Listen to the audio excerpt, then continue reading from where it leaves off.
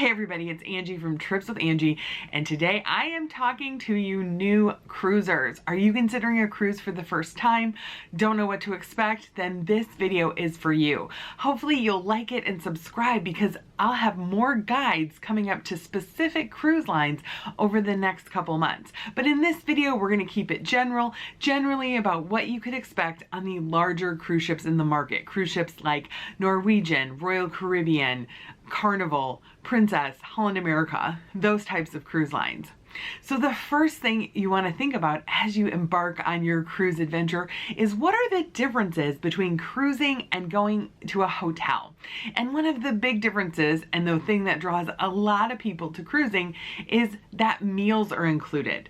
So your meals, your breakfast, lunch, dinner, snacks will all be included, and usually you can find those in a number of different areas around the ship. Now the main dining room or the main restaurant is going to be where you want to head. It will usually have breakfast every day, so sit down, order off a menu breakfast, and then dinner each night. Now the way dinner works can vary on the different cruise lines. So some cruise lines have what's called a set dining time, and in this example you will have a set time each evening, maybe 5:30 p.m. or 7:45 p.m.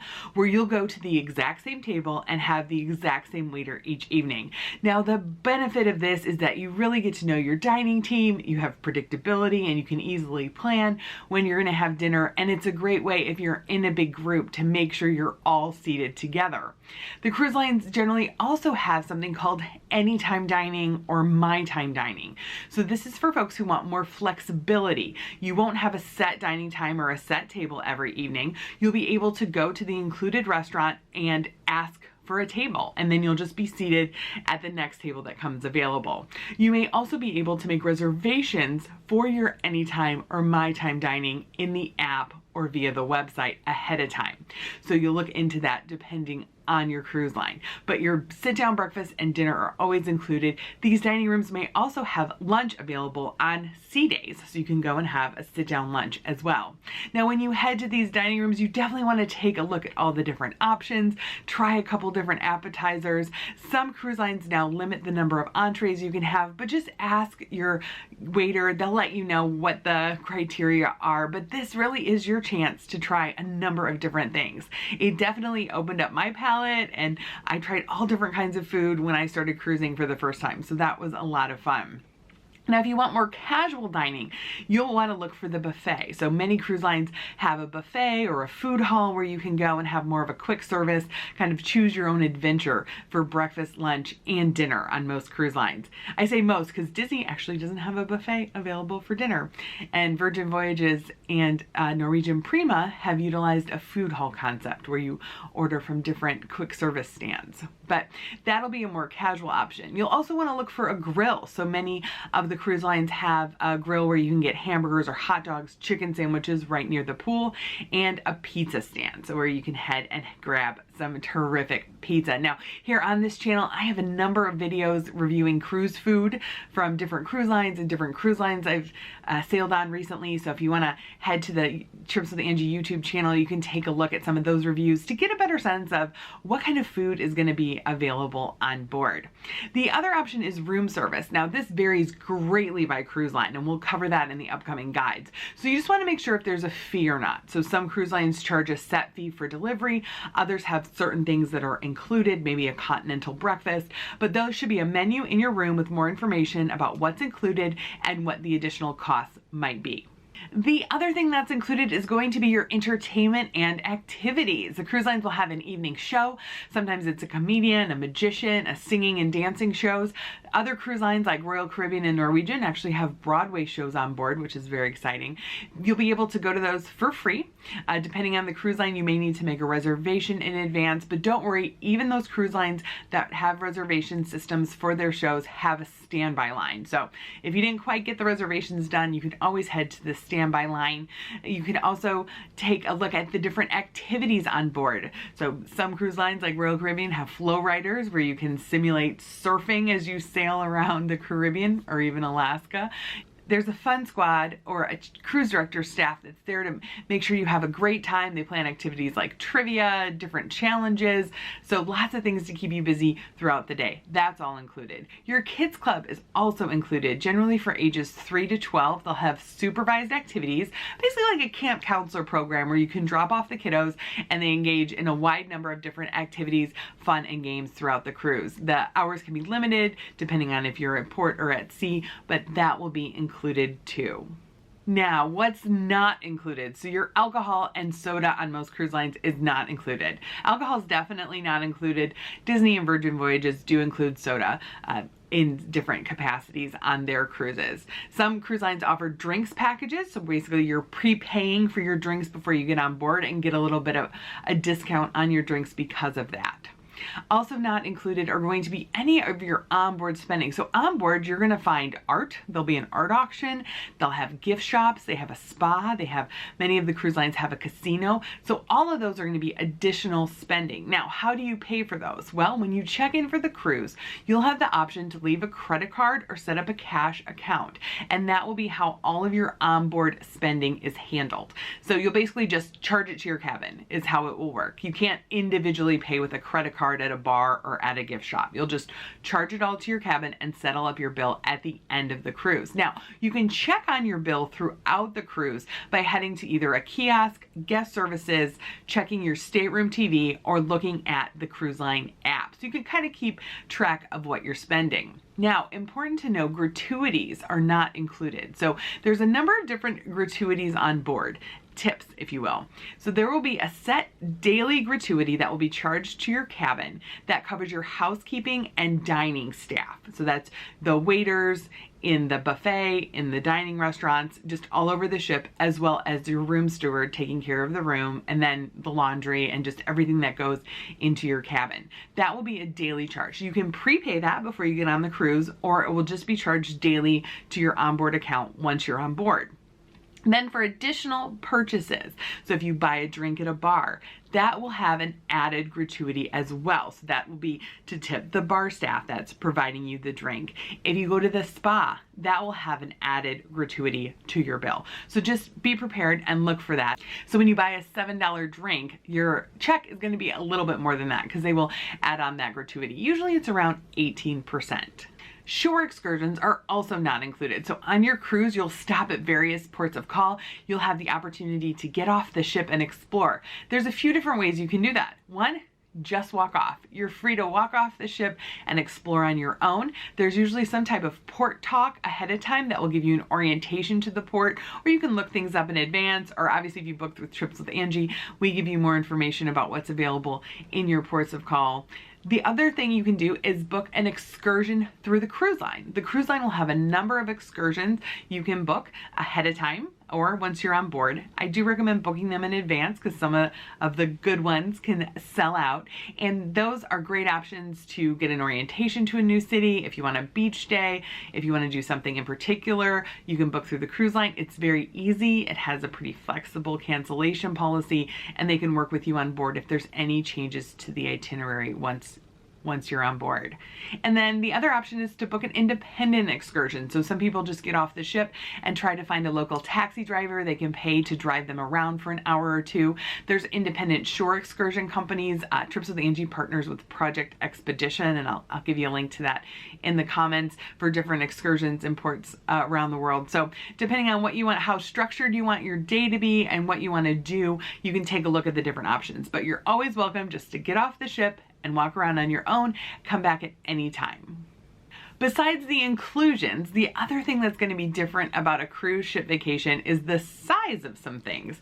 So cruise ships cabins are generally much, much smaller than a hotel room. Your bathrooms are going to be tiny. Think of like an RV bathroom, if you will. So it's going to be very small showers, a small kind of room to get around. It's very rare you'll find a cruise cabin that has enough room for 2 people to get ready unless you're booking in a suite class, and you'll have a very small cabin. So just keep that in mind when you're trying to figure out how many people you want to go in the cabin. When you get to cabins that have 3 or 4 people, be prepared that one of the bunks will likely come from the ceiling. So you'll have a bunk that comes down from the ceiling and a sleeper sofa a sleeper sofa underneath, or the sleeper sofa may be for 2 people to sleep on. So it's not a ton of space. So I recommend trying to only put 2 people in a cabin if you can help it. Now, the other thing to keep in mind is that the pools are going to be much smaller. So resort hotels are known for having these huge, long, winding pools. The pools on cruise ships are tiny. In fact, that's one thing first-time cruisers notice the most is how small the pools are. And the reason is because of the weight. Water weighs a lot, and weight is one thing cruise ships are always trying to cut back on or work around or to make sure that the ship is perfectly balanced, and water can really throw that off. So expect to have your pools to be a lot smaller than what you would expect on land. And another big difference between cruise ships and your resort hotel is the cruise ship moves. Now, this seems like something that you would remember, but a lot of people comment on their first cruise that they were surprised they felt any motion at all. Now, these are huge ships. They have the latest technological advances in many cases. They have stabilizers that go out to help with some of the rocking and the rolling, but there will be times you will feel the ship move. You'll feel the waves. You'll have it be more windy than you would expect or find on land. So just keep that in mind. The other reason this matters is your itinerary may change. So if there's incoming weather or issues with a port, the ship will change where it goes. So that's why I always recommend, if there's a place you really want to go, and if you can't get there, your vacation will be ruined, fly to that location. Don't count on a cruise, because itineraries can and will change. For example, this cruise I'm on right now, we had to skip Maui because the winds were too high to anchor and then tender into the port. Oh, and that brings me to tendering. So what is tendering? You may see that on your cruise confirmation. What that means is that your cruise ship can't get actually into the port to pull up to a dock. So what it has to do, it has to anchor in a bay near where the harbor or the dock is, and then they will take smaller boats that you step onto from your cruise ship. You get onto that smaller boat, and then that smaller boat will take you to shore. It's a pretty seamless process. It does add a little bit of time because they have to stage how many people can go on a tender at a time, and it does make certain ports inaccessible if you require a mobility aid or a wheelchair to get around. Since this is a seafaring vessel you'll be on, you will have to do something called a muster drill once you board. Now, this is a safety drill to ensure you know what to do in the case of an emergency at sea. The different cruise lines do it in different ways, but generally you will have what is called a muster station. The location of it will be posted on the back of your door. You may also find it within the cruise line's app, and this will tell you where to go in the case of an emergency. So as part of the drill, once you get on board, this will happen within the first several hours of getting on board the cruise ship. You will need to go to your muster station and check in. This shows the cruise line, you know where your muster station is. Then there may also be a demonstration of how to put on a life jacket. You may watch the demonstration in a video, or you may watch it in person, but that will be the muster drill. So during COVID, they changed the requirements, and so you could do it independently on your own to go and check in. Now, the Coast Guard is really encouraging cruise lines to go back to doing it everyone at the same time. So there will be a all call over the ship's announcements where you head to your muster station. They call for everyone to go to their muster station, and they do the muster drill all together. But be prepared for that upon boarding. Another thing to prepare for is your room key or cabin card, sail and sign card is a lot more than just a way to get in and out of your room. You want to hang on to that, and you may even want to bring a lanyard to carry it around with you. Now, some cruise lines have gone to alternative things, like Princess has a medallion instead of a sail and sign card, but most of them still have the sail and sign card. Now, this card will open your cabin door. It is also how you charge things on board. As I said before, you'll have to use your sail and sign card, not your personal credit card, to charge things that you want to buy on board. And it's also the way you check in and check out of the ship. For safety reasons, the crew on board has to know how many passengers are on board at any given point. So when you leave to go into port, you'll check out using your sail and sign card, and then when you come back, you will check back in. It's also the way the port authorities know you are on the ship to allow you into the secured area of the port. You may notice that different passengers have different colored cruise cards. So there's a couple reasons for that. One, it may be meaningless. Two, it may be because of the type of cabin they're booked in. So on a lot of cruise lines, suites will have a different color card than other guests because they have access to different areas on the ship's exclusive areas for suite guests. Or it could be because of the loyalty program. So all the cruise lines have loyalty programs that you sign up for, and they track how many cruises you've been on, and then you can earn perks depending on how many cruises you've taken with that cruise line. Now to pack for a cruise. Now I will link in the comments below my must-have packing list for a cruise ship, but a couple things you may want to bring that you normally don't take to a resort are magnetic hooks. They're great for the cabin walls to have a little extra space to hang things up. Also want to bring a small bag to carry things around the ship. So if you want to take your Kindle or your notebook or a book up to the pool, you want to have a small bag to carry up there. I use a reusable grocery bag. It works really well for us and packs very easily. You also may want to bring some seasickness medication just in case you're not sure. Always consult your physician before you go on a cruise if you are concerned about seasickness, about the different options that may be available for you, both prescription and non-prescription. You may want to bring a lanyard to carry your sail and sign card around, or a little pouch or purse, maybe a fanny pack to keep all that together.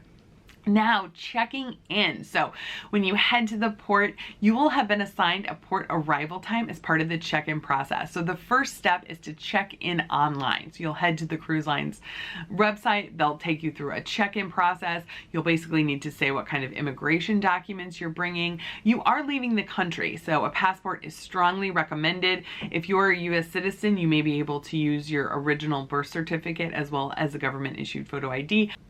So now you've checked in. Hopefully you've also downloaded the cruise line's app. I know a lot of people don't want to have their smartphone out and around on vacation. Unfortunately, the cruise lines have made the apps pretty much indispensable, even if some of them are terrible. I'm looking at you, princess. But you will need the app. It does make the check-in process easier once you get to the port. It also gives you valuable information about the different activities that are happening on board. It helps you make reservations. So all in all, you're going to want to download that app.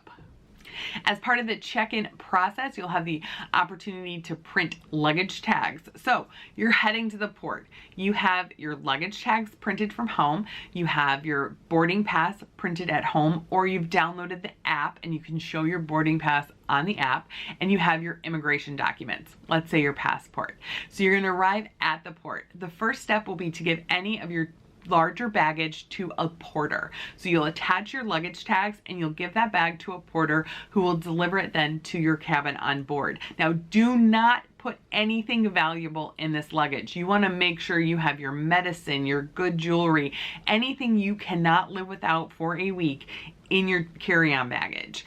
Definitely make sure you have your passports with you in your carry-on baggage. So you don't want that to go into your checked baggage. Then you'll pass through security, and there'll also be a check of your passport to make sure you have your immigration documents, and you'll check in for the cruise. Now, some cruise lines will hand you your sail and side card then. Others will just let you head on board, and you will use your boarding pass to scan in to the ship. Then you'll be able to go to your cabin and get your sail and sign card. So it just depends on the cruise line. But the steps basically are: you drop off your luggage with a porter. You'll have some type of check to make sure you have the proper immigration documents and boarding pass. You'll head through security. Now, security is checking for a number of things, particularly prohibited items. Many of the prohibited items are alcohol. So there are limitations based for each cruise line based on the alcohol you can bring on board, and sometimes the non-alcoholic drinks you can bring on board. You really want to limit any appliances that can get hot. So irons are always going to be confiscated. So you want to make sure you take a look at the list on the cruise line's website of what's prohibited and make sure you're not bringing any of those items. All right, so you're on board. So now you've done your muster drill and you're ready to start having some fun.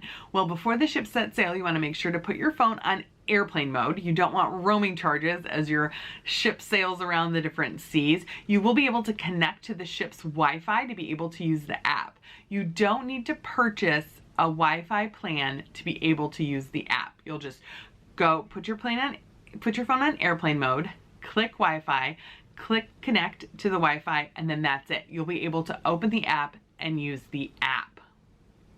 You'll also want to look for a program. So many of the cruise lines, this is Princesses, have a program that's available. The Activities will also be listed in the app, and this will just give you an overview of all the activities that are happening that day, when the restaurants are going to be open, what bands are going to play, what the show is going to be, and any important information you need to know.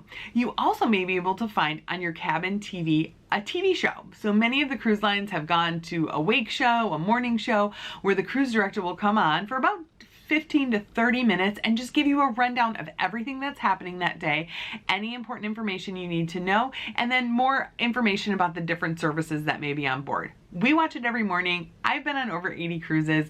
It's still a great way to orient yourself to the ship, to the crew, to the activities that are going to be taking place.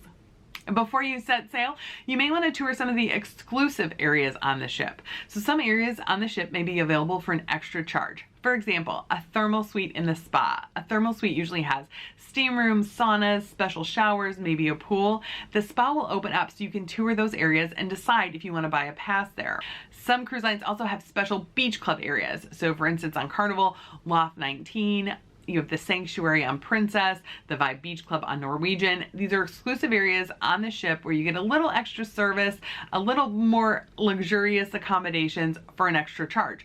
Those will all be open to tour on embarkation as you're getting on the ship. Your cabin steward may ask you whether you want morning or evening service. Now, this is, when do you want your room cleaned? So what do you answer? Well, I think it just depends on when you shower and what your activities are. So I like to shower before we go to dinner. So I like having evening service. So that means I'll take my shower, we'll head to dinner, the cabin steward will come in and clean everything up, and it'll be nice, clean, fresh bed made as we head to bed. Other folks, like my husband, like to shower in the morning. So his ideal situation would be that the cabin steward would come in the morning, and then everything would be all cleaned up and the bed made. So you can strike a compromise or just figure out what might work best for you when you head back to the cabin. When would you like your room to be clean? Now, if you ever need anything extra, if you need an extra pillow, extra towels, things like that, you can always call your room steward for that. You don't have to wait until your preferred cleanup time. Another thing to do right when you get on board is to check that app again for anything that may be available to book once you're on board. So some things you may be able to book in advance, maybe entertainment reservations, dining reservations. Other things like special activities may only be available to book once you're on board. I'll go into that more in the individual cruise line guides, but you do want to open up that app, take a peek around, see if there's anything that needs to be booked on board. One thing we like to do right when we board a new ship is head to the top and just work our way down, touring it as you go, just to orient yourself more to the ship and what's available on board. For a quick orientation, the front of the ship is called forward. The back of the ship is usually referred to as aft. The left side as you face the front of the ship is port, and the right side as you face the front of the ship is starboard. If you hear someone say a restaurant is deck 8, port, forward, you're going to head to deck 8. You're going to go to the left hand side as you're facing forward and walk towards the front of the ship, and that'll help you find it. One of the great things about cruising is the crew. So as you head around the ship and start to find what bars and restaurants you like the best, get to know the crew, ask them questions about their country, find out what their favorite places to cruise are, see if they have any tips for the upcoming port. This is their home and they're welcoming you into it. And it's one of the greatest joys is getting to know these different crew members and learn more about where they're from and what they like to do.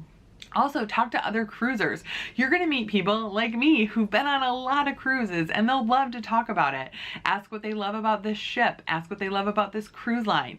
Ask if they've been to any of the ports you're going to and if they have any tips. You'll find out a lot of great information just chatting up other folks on the boat. And don't call it a boat. It's actually a ship. So people will say, how do you know the difference between a ship and a boat?